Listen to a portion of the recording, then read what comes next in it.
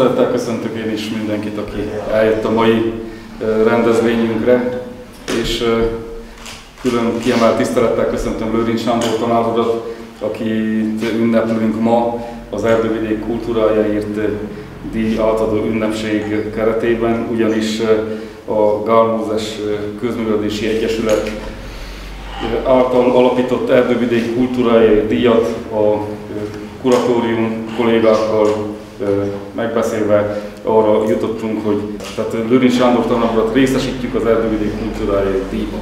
Tehát köszönjük szeretettel!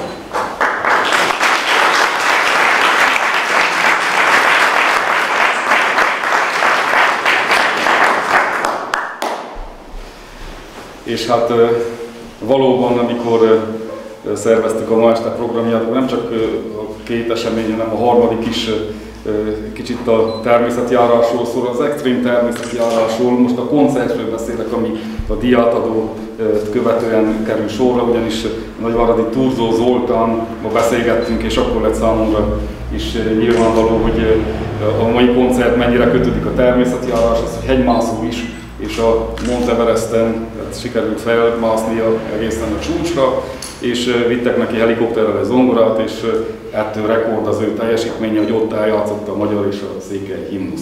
Tehát mindenképpen ilyen szemüvegen keresztül is ajánlom a figyelmükbe majd a díjátadót követő eseményt, rendezvényt, koncertet. És hát az Erdővidéki Közművelődési Napoknak a mottója, ez soha nem változtatjuk, hanem 29 éve, ha jól tudom, majd az előttünk járó szervezők is ezt választották a rendezvénysorozat mottójának. Egy Gál Mózes idézet, hogy a nemes és önképző munkában egymáshoz szokott baráti frigyben felserdült ifjúság az a fundamentum, melyre egy nemzet jövőjét fel lehet építeni. Igazából a mai díjazottunk Lőrinc tanár úr is, mert egész életében ezt az ifjúságnevelést, a közösségépítést tűzte ki célul, ez szerint élt, ez szerint nevelte az iskolában a gyerekeket, a diákokat, ez szerint nevelt bennünket is, akik hát, tanárként is, én jó magam a későbbiekben hát, számtalan alkalommal beszélgettünk, találkoztunk az X-be, nagyon sok mindenben együttműködtünk, ugye annak idején volt egy, ha emlékeztek, egy honismereti folyóiratunk, az Erdővidéki Lapok, és hát második, harmadik számtól kezdődőleg Lőrinc Sándor tanár úr következetesen egy erdővidéki túrautat leírt, aztán ebből könyv lett, aztán, hogy ebből vagy egyébből, de lett ez a Járjuk be Erdővidéket túrasorozat, ahol több mint 100 kirándulás volt, és hát mindezeknek Lőrinc tanár úr volt a lelke, és hát ugye, ahogy Baróti Szabó Dávidot szoktam idézni, ő írta, hogy erős támasztó oszlopa volt az dolognak. De nem szeretném Dimény igazgató úrnak a kenyerét elvenni, őt kértük fel, hogy laudációt mondjon. Azt megelőzően azért a díjról, illetve az eddigi díjazottakról szeretnék szólni, illetve megemlékezni róluk. 2005-ben jött egy ilyen gondolatunk, hogy a helyi értékes embereket, értékes teljesítményeket, közösségformáló teljesítményeket ismerjük el egy díjjal, hiszen ezáltal is erősítjük az erdővidéki tudatot, az erdővidék iránti ragaszkodást, erősítjük azt, hogy minél jobban megismerje közösségünk azokat az értékeket, akit a közöttünk járó emberek hát végeznek, teljesítenek. És hát 2005-ben ebben a teremben volt az első díjátadó, és azóta ezt a 2 esztendői koronavírusos szünetet leszámítva minden esztendőben sikerült egy arra méltó személyt, vagy művészeti csoportot, vagy éppen családot találni, és eljutottunk most a 18. alkalommal a mai díjátadóhoz. Lőrinc Sándor tanár urat részesítjük ebben a kitüntetésben, és hát mielőtt a díj átadására kerülne sor, felkérjük Timény János igazgató urat, hogy tartsa meg a laudációt. Lőrinc tanár. Köszönöm szépen.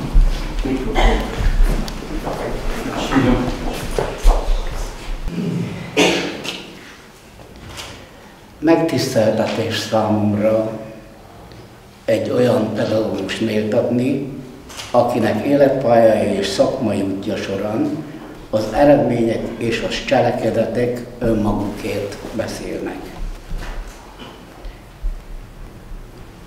Ő az életművét nem a sivatag homokjába írta, amelyet elbúj a tovarrepít a szél. Nevelői életműve, amelynek kiemelt kulcsszavai az ember és a természet szeretet, a tudatos környezetvédelem, maradandó és példaértékű. Lőrinc Sándor már gyermekkorában eljegyezte magát a természettel. Idézem. Édesapám egyszerű számtalanvető ember létére nagyon nyitott és érdeklődő volt. Amikor csak tehette, tanított, és jó példával járt előttem. A mezőre menet észrevett egy kis virágot, megállt és megmutatta. Megmutatta, milyen szép, elmagyarázta, mire való, mire használható. Szóval azt is mondhatnám, a tudatos környezetvédelmet még akkor tőle megtanultam, nyilatkoztam. Lőrinc Sándor nem tőzsgyökeres erdővidéki. Az én szülőfalum, Kápolnás falu, határos erdővidékkel, jó szívvel jöttem ide, és ma már mondhatom, hogy valósággal piával fogadott erdővidék, és végleg meghonosodtam itt, mondta el az egyik interjújában. Életútja szülőfalujától kiindulva a Szentkeresztbányai középiskolán át Rövid-Kolozsvári kitérőn keresztül Brassóba vezetett, ahol laborásként dolgozott a tehergépkocsi gyár kémiai laboratóriumában, és tanult a Brassói Egyetem természettudományi karán. Itt végezte el a biológia szakot, és biológia tanári diplomát szerzett. Tanári oklevél birtokában érkezett Erdővidékre, a Baróti Pionérháznál a természet és környezetvédelmi szakkör irányítója lett, azóta járt a gyerekekkel együtt Erdővidéket és tájait, kérdez, gyűjti és jegyzeteli fel a helyiek, közölte a térségre vonatkozó adatokat, megnevezéseket, történeteket. Később Erdőfülében, majd Bardócz iskolánál tanított biológiát, ugyanitt igazgató, pionír tanácselnök tisztséget is betöltötte az évek során. Visszaemlékezéseiben így val az időszakról. Közel 10 évig tanítottam és tanultam a bardóci emberektől. Sokat jártam a gyerekekkel a környéket, a táborok, a kirándulások során aprólékosan megismertem a vidéket. Pásztoroktól, mezőn dolgozóktól kérdeztem, ennek a pataknak, annak a forrásnak mi a neve. Egyik egyet mondott, a másik mást. Ezeket mind összegyűjtöttem. Állandóan jegyzetelt. Mindig nála volt egy kis jegyzetfüzet, kicsi, de tele tartalommal. Mi állandóan csodáltuk ezt a konok kitartását és ezt a képességét, hogy mindent lejegyzett. Még biztos, hogy van a tarsajában olyan történet, amit még nem hallottunk.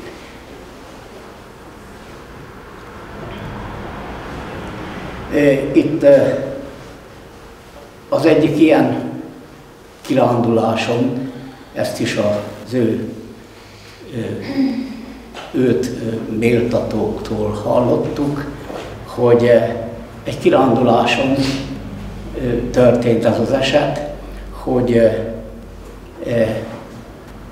ő használta talán először azt, hogy Ésfalu, mert ugye úgy mondták, hogy Bardoc és Füle, és akkor hát oda építettek egy kis ilyen kereskedelmi központot, meg más épületeket is talán, és akkor talán az hangzott el, hogy az Ésfalu.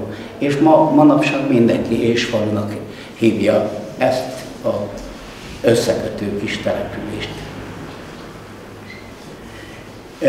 1990 márciusától a Baróti Liceumba és a Baróti Gál Mózes Általános Iskola tanáraként folytatta a pályafutását.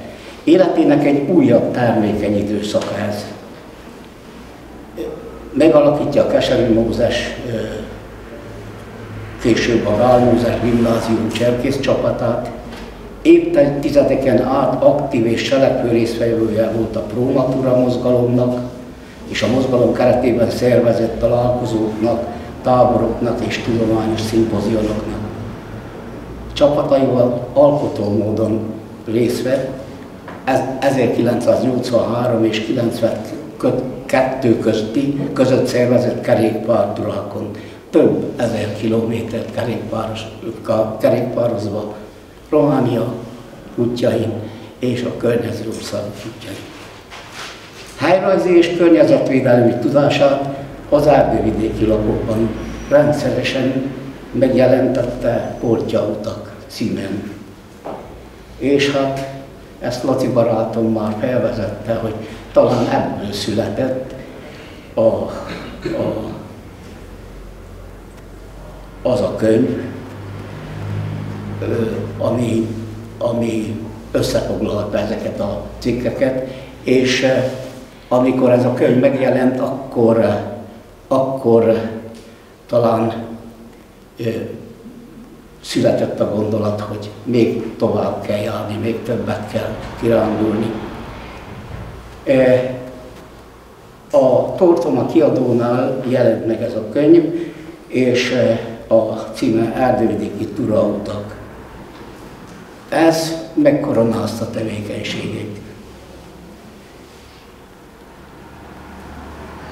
Az Erdővidéki túrautak című könyv természeti érdekességeket, újan felfedezett legendákat, mondákat, történeteket tartalmaz. Nem egyszerű turista kalauz, hanem a szülőföld szeretetére való nevelés egyik fogantyúja. Ezt a szerzőtől tudtuk meg egyik interjúját olvasva a lapban.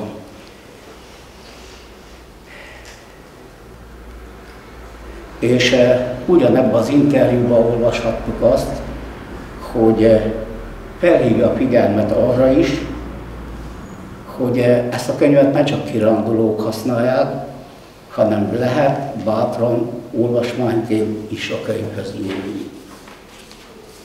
Az Erdővidéki túrautak című könyv dicsérletben részesült a Romániai Magyar Pedagógus Szövetség Tudományos Tanácsának a romániai magyar közoktatásban tevékenykedő pedagógus részére írt apácai díjpályázatán. Alázatos szolgálat, korrektség és igényesség jellemzi egész pályafutását. Számára a pedagógusi hivatás nem csak a katedrán végzett tevékenységet, nem csak a sokoldalú iskolaközösségi munkát jelentette, hanem a felelősséggel végzett társadalmi, kulturális tevékenységet is. Mindezen tevékenységek megelégedéssel és örömmel töltötték ki az életét. Sokoldalú munkája elismeréseként több oklevél, kitüntetés bizonyítja. A Romániai Magyar Pedagógus Szövetség Erdővidéki Szervezete érdemes tanár címmel az országos elnökség ezüst gyopárdíjjal tüntette ki. 2011-ben Barótváros díszpolgári címet adományozott eredményes és a város hírnevének öregbítéséért végzett tevékenységért. Munkássága túlmutat a mindennapokon. Tovább terjed és virágzik azokban a szívekben, ahol befogadták, ahol nyomot hagyott, egy-egy gondolatával, humorával vagy mosolyával. Lőrincz Sándor tanított, nevelt, nem csak tanárként, de példás életével utat mutatott diákoknak, szülőknek, felnőtteknek egyaránt. Fáradhatatlan közösségszervező, igazi népnevelő. Ha valaki az erdővidéki tudatot ápolta, erősítette, ha valaki hozzájárult a vidék kulturális értékeinek megismertetéséhez, az Lőrincz Sándor tanár úr, akit én a Gál Mózes Közművelődési Egyesület által alapított Erdővidék kultúrájáért díjra méltónak találok, és nagy tisztelettel javaslom. Erőt, egészséget kívánva, csak gratulálni tudok neki, és őszinte tisztelettel megköszönni a sok évtizedre kiterjedő szakmai és emberi együttműködésünk. Gratulálok még egyszer!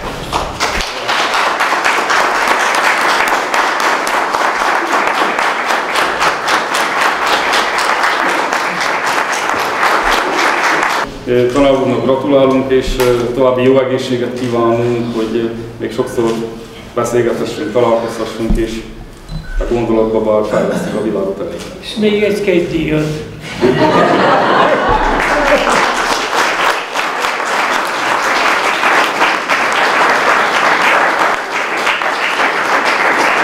Nem valami ukrán robbanó? Nem. Nos, akkor van itt egy oklevél, a Zoli fel fogja olvasni, mielőtt átadnám. A Baróti Gál Mózes Közművelődési Egyesület a díj kuratóriumának döntése alapján az Erdővidék kultúrájáért díjat Lőrincz Sándor tanár úrnak adományozza, kiemelkedő nevelői, közösségszervezői, honismereti tevékenységért, Erdővidék hírnevének öregbítéséért. Kelet-Baróton 2023. október 4-én.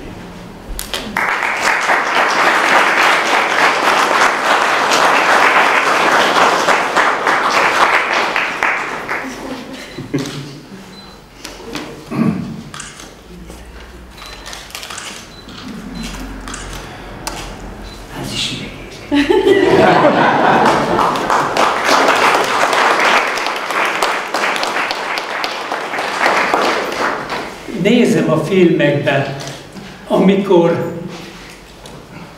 valaki kap egy csokrot, ha művirág, akkor is megszagolja.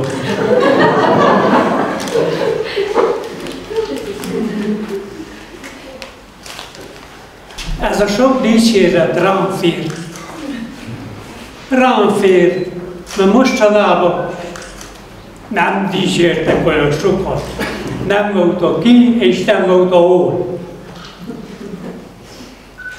Egész úton errefelé azon gondolkodom, hogy mit is szóljak, mert megkérdezték, hogy szólok.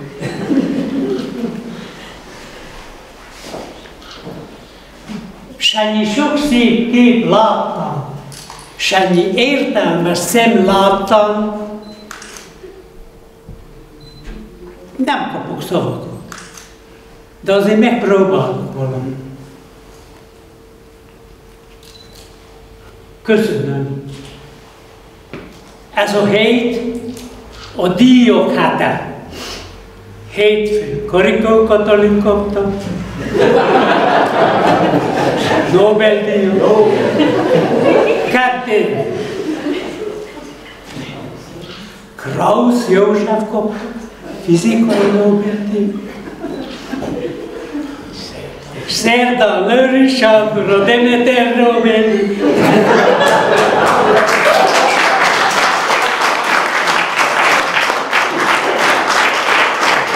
Van humorral! Lőrincz Sándornak. Egy kis hú azért. takargatja lelkem belső bugyrait. Mert annyi új ismerős képet látok, 50%-át ismeri. Mert lassan vagyunk elmenőben a ismerősök és barátok közül, már többen vannak a temetőben.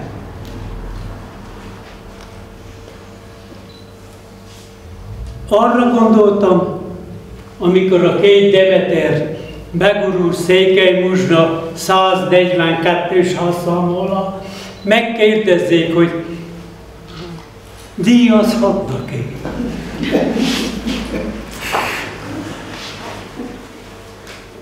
Valóságban megleptek, mert ez olyan kérdés volt, amikor nagyon éhes az ember, és hazamegy, azt kérdezik, hogy eszed-e?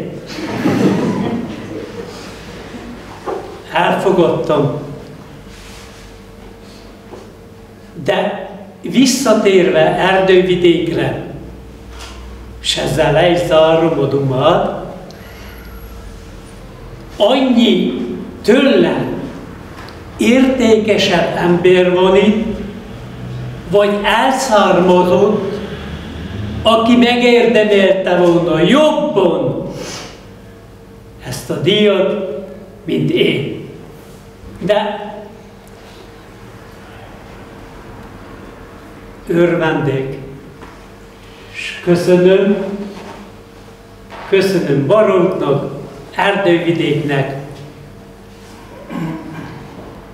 köszönöm azoknak, akik még mindig úgy gondolnak rám, mintha most is egészen épp ember lennék. Lassan kikapunk, lekapunk, elmegyünk, és a duma után alig várok egy kicsi zongora hangot, mert az élet nem csak duma, nem csak evés, nem csak rohanás, hanem zene is.